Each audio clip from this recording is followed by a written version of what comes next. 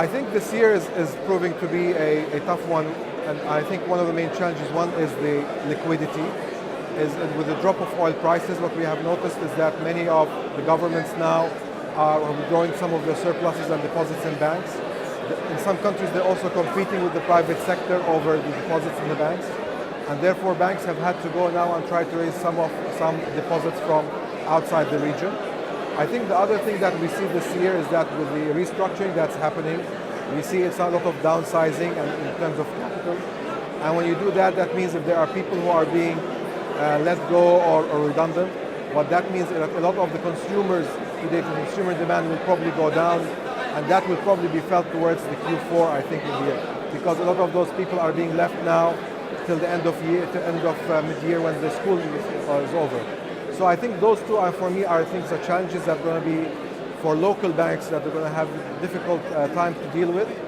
If they can overcome this, probably by early 2017, with oil prices stabilizing or maybe even going up, we may see this trend turning around. But for now, till year end, I think that's where the struggle will be for local banks. I think that could be one of maybe the positives if we see the governments are able to go and raise a lot of the funds from the debt markets, especially if it's international. We've seen that with Mubadala just lately, and that was a successful one. We saw a small one also for a bank in Kuwait, Bank Bubiyan, $250 million, there was a high demand. And that's why I see a lot of the banks, they talk now about Emirates, NBAD and CBD going to try to tap the market for about 1.7 billion. As long as they're able to tap those for good low yields, I think that's going to be a very good substitute to them going to the banks. But banks also have a lot of commitments even to refinance some of the kind of their current going on, and I think that window could be tight, especially if the US starts to increase the interest rates towards the end of the year.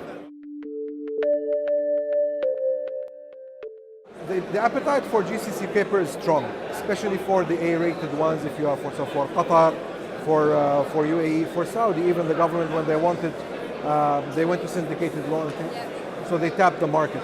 And I think that is going to continue, especially if oil prices continue to be in the range or improve.